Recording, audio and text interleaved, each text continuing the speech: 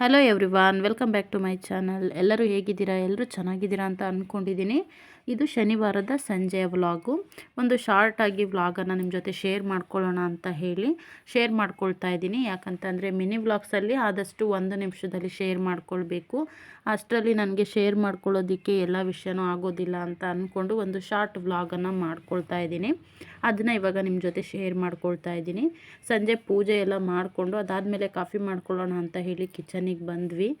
ನನ್ನ ಮಗಳು ಏನಾದರೂ ಸ್ನ್ಯಾಕ್ಸ್ ಬೇಕು ಅಂತ ಹೇಳಿ ಕೇಳ್ತಾ ಇದ್ಲು. ಹಾಗಾಗಿ ಅವಳಿಗೆ ನಾನಿನ್ನು ಸ್ನ್ಯಾಕ್ಸ್ ಏನು ರೆಡಿ ಮಾಡಿರಲಿಲ್ಲ. ಆವಾಗ ತಾನೇ ಪೂಜೆ ಮುಗಿಸಿ ಕಾಫಿ ಎಲ್ಲ ಮಾಡೋದಕ್ಕೆ ಇಡ್ತಾ ಇದ್ದೆ.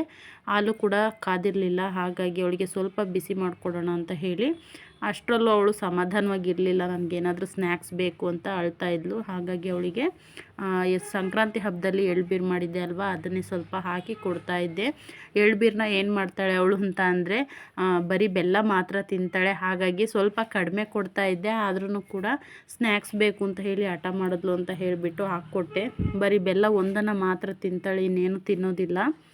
ಸಖತ್ತು ಸ್ವೀಟ್ ಇಷ್ಟಪಡ್ತಾಳೆ. ಹಾಗಾಗಿ ಸ್ವಲ್ಪ ಕಡಿಮೆ ಮಾಡೋಣ ಅಂತ ಅಂದ್ಕೊಳ್ತೀನಿ. ಬಟ್ ಆದರೆ ನನಗೆ ಕಡಿಮೆ ಮಾಡ್ಕೊಳ್ಳೋದಕ್ಕೆ ಆಗ್ತಾಯಿಲ್ಲ. ಯಾಕಂದರೆ ನಾವು ಸ್ವೀಟ್ ತಿನ್ನುವಾಗ್ಲೂ ಕೂಡ ಅವಳಿಗೂ ಕೂಡ ಕೊಡಬೇಕಾಗತ್ತೆ, ಬಿಟ್ಟು ತಿನ್ನೋದಕ್ಕೆ ಆಗೋದಿಲ್ಲ. ಅದರ ಜೊತೆಗೆ ಸ್ವೀಟ್ ಇದ್ದರೆ ಅವಳು ಊಟನೇ ಮಾಡೋದಿಲ್ಲ. ಹಾಗಾಗಿ ಸ್ವಲ್ಪ ಅಳ್ತಾ ಇದ್ಲು ಅಂತ ಹೇಳಿಬಿಟ್ಟು ಸ್ವಲ್ಪ ಹಾಕಿ ಕೊಟ್ಟೆ, ಸಮಾಧಾನ ಮಾಡಿ. ಅದಾದಮೇಲೆ ಮಧ್ಯಾಹ್ನ ಸ್ವಲ್ಪ ಪಾತ್ರೆಗಳೆಲ್ಲ ತೊಳೆದು ಎತ್ತಿಟ್ಟಿದ್ದೆ.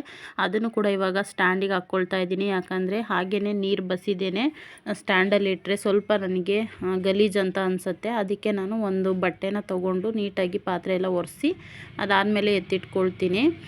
ಇನ್ನು ಕ್ಯಾನ್ ಯಾಕೋ ಸ್ವಲ್ಪ ತುಂಬ ಗಲೀಜಾಗಿದೆ ಅಂತ ಅನ್ನಿಸ್ತಾ ಇತ್ತು. ಹಾಗಾಗಿ ಅದಕ್ಕೆ ಸ್ವಲ್ಪ ನಿಂಬೆಹಣ್ಣು ಮತ್ತು ಸೋಡಾ ಪುಡಿನ ಹಾಕ್ಕೊಂಡು ಬಿಸಿನೀರಲ್ಲಿ ನೀಟಾಗಿ ವಾಶ್ ಮಾಡಿ ಅದಾದಮೇಲೆ ಸ್ವಲ್ಪ ನಿಂಬೆಹಣ್ಣನ್ನು ಹಾಕಿ ಸ್ಮೆಲ್ ಚೆನ್ನಾಗಿರಲಿ ಅಂತ ಹೇಳಿಬಿಟ್ಟು ಸ್ವಲ್ಪ ಹೊತ್ತು ಹಾಗೆಯೇ ಮುಚ್ಚಿ ಬಿಟ್ಟಿದ್ದೆ. ಮಧ್ಯಾಹ್ನನೇ ವಾಶ್ ಮಾಡಿ ಬಿಟ್ಟಿದ್ದೆ ಕ್ಯಾನನ್ನು. ಹಾಗಾಗಿ ಸ್ವಲ್ಪ ಹೊತ್ತು ಬಿಟ್ಟು ಅದಾದಮೇಲೆ ಸಂಜೆ ನೋಡ್ಕೊಳ್ಳೋಣ ಅಂತ ಹೇಳಿ ಸುಮ್ಮನೆ ಆಗಿದ್ದೆ. ಇನ್ನು ಸಂಜೆ ಪೂಜೆ ಎಲ್ಲ ಆದಮೇಲೆ ನೋಡಿದೆ, ಸ್ವಲ್ಪ ಚೆನ್ನಾಗಿ ವಾಶ್ ಆಗಿತ್ತು. ಅದ್ರ ಜೊತೆಗೆ ಸ್ಮೆಲ್ ಕೂಡ ಚೆನ್ನಾಗಿತ್ತು, ಫ್ರ್ಯಾಗ್ರೆನ್ಸು. ಅದಾದಮೇಲೆ ಸ್ವಲ್ಪ ಕ್ಯಾನ್ನು ಕೂಡ ನೀಟಾಗಿ ವಾಶ್ ಮಾಡಿ ಇನ್ನು ಕ್ಯಾನ್ ಇನ್ನೊಂದು ಸಲ ತೊಳೆದ್ಬಿಟ್ಟು ನೀರು ಇಳ್ಕೊಳ್ಳಿ ಅಂತ ಹೇಳಿಬಿಟ್ಟು ಶೆಲ್ಫ್ ಮೇಲೆ ಇಟ್ಟೆ ಮಡಚಿ. ಅದಾದಮೇಲೆ ಕಾಫಿನೂ ಕೂಡ ಆಗಿತ್ತು. ಅಷ್ಟರಲ್ಲಿ ಬಂದುಬಿಟ್ಟು ಕಾಫಿ ಸೋಸ್ಕೊಂಡು ನನ್ನ ಮಗಳಿಗೆ ಹಾಲನ್ನು ಕೂಡ ಸೋಸ್ಕೊಂಡು ನನ್ನ ಮಗಳಿಗೆ ಹಾಲು ಕೊಟ್ಟು ಬಂದು ಇನ್ನು ಸ್ವಲ್ಪ ಕಿಚನಲ್ಲಿ ಕೆಲಸ ಮಿಕ್ಕಿತ್ತು, ಅದನ್ನು ಕೂಡ ಮಾಡಿಕೊಂಡೆ. ಸಿಂಕ್ನ ಸ್ವಲ್ಪ ಕ್ಲೀನ್ ಮಾಡಬೇಕಿತ್ತು. ಇದೆಲ್ಲ ಮುಗಿಸ್ಕೊಂಡು ಅದಾದಮೇಲೆ ಕ್ಲೀನ್ ಮಾಡ್ಕೊಳ್ಳೋಣ ಅಂತ ಹೇಳಿ ಸುಮ್ಮನೆ ಬಂದುಬಿಟ್ಟು ಸ್ವಲ್ಪ ಹೊತ್ತು ರೆಸ್ಟ್ ಮಾಡಿಕೊಂಡು ಟಿ ವಿ ನೋಡಿಕೊಂಡು ಕಾಫಿ ಕುಡಿತಾ ಇದ್ದೀವಿ ನಾನು ನನ್ನ ಮಗಳು ನನ್ನ ವೀಡಿಯೋ ಮಾಡು ಅಂತ ಹೇಳಿ ಹೇಳ್ಕೊಂಡು ತರಲೆ ಮಾಡ್ತಾಯಿದ್ಲು. ಅವಳು ನಾನು ಇವಾಗ ಕಾಫಿನ ಕುಡಿತಾ ಇದ್ದೀವಿ ಇಬ್ಬರೂ. ಅವಳಿಗೆ ಡೈಲಿ ಸಂಜೆ ಮತ್ತು ಬೆಳಗ್ಗೆ ಕಾಫಿಗೆ ಅಥವಾ ಹಾಲಿಗೆ ಅವಳಿಗೆ ಏನಾದ್ರೂ ಇರಲೇಬೇಕು, ಸ್ನ್ಯಾಕ್ಸು, ಬಿಸ್ಕತ್ತು, ಬ್ರೆಡ್ಡು ಅಥವಾ ಇನ್ನೇನಾದ್ರೂ ಕೂಡ ಸ್ನ್ಯಾಕ್ಸ್ ಇರಬೇಕು. ಇಲ್ಲ ಅಂತ ಅಂದರೆ ಸ್ವಲ್ಪ ಹಠ ಮಾಡ್ತಾಳೆ. ಹಾಗಾಗಿ ಅವಳಿಗೆ ಅಂತ ಏನಾದರೂ ಮಾಡಿಕೊಡ್ತೀನಿ. ಅಥವಾ ಬಿಸ್ಕತ್ತು, ಬ್ರೆಡ್ಡು ಇದೇನು ಕೊಡಲಿಲ್ಲ ಅಂತ ಅಂದರೆ ಮನೆಯಲ್ಲೇ ಏನಾದರೂ ನಾನು ಸ್ನ್ಯಾಕ್ಸ್ ಮಾಡಿಕೊಡ್ತೀನಿ. ನನಗೆ ಬಿಸ್ಕತ್ ನೀನೇ ತಿನ್ನಿಸು ಅಂತ ಕೇಳ್ತಾ ಇದ್ಲು. ಅದಕ್ಕೆ ಕಾಫಿನಲ್ಲಿ ಎತ್ಕೊಂಡು ತಿನ್ನಿಸ್ತಾ ಇದ್ದೆ. ಇನ್ನು ನಮ್ಮ ಮನೆಯವರು ಮಧ್ಯಾಹ್ನ ರಾಮ್ ಸೀತಾಫಲ ಅಂತ ಇರುತ್ತೆ ಅಲ್ವಾ, ಸೀತಾಫಲ ಇದ್ದಾಗೇ ಇರುತ್ತೆ, ಅದನ್ನು ತಗೊಂಡು ಬಂದಿದ್ರು ಒಂದನ್ನು. ಅದನ್ನು ಹೇಗಿರುತ್ತೆ ಅಂತ ಹೇಳಿ ಟೇಸ್ಟ್ ಮಾಡೋಣ ಅಂತ ಹೇಳಿ ಅದನ್ನು ಕೂಡ ಟೇಸ್ಟ್ ಮಾಡಿದ್ವಿ. ತುಂಬ ಅಂದರೆ ತುಂಬ ಚೆನ್ನಾಗಾಗಿತ್ತು. ಊಟಕ್ಕೆ ನಾವು ಟೇಸ್ಟ್ ಮಾಡಿದ್ದು, ಹಾಗಾಗಿ ನಿಮ್ಮ ಜೊತೆ ಶೇರ್ ಮಾಡ್ಕೊಳ್ಳೋದಕ್ಕೆ ಆಗಿಲ್ಲ. ನಾನು ಕೂಡ ಫಸ್ಟ್ ಟೈಮು ತಿಂದಿದ್ದು ರಾಮ್ ಸೀತಾಫಲನ. ತುಂಬ ಅಂದರೆ ತುಂಬ ಚೆನ್ನಾಗಿತ್ತು.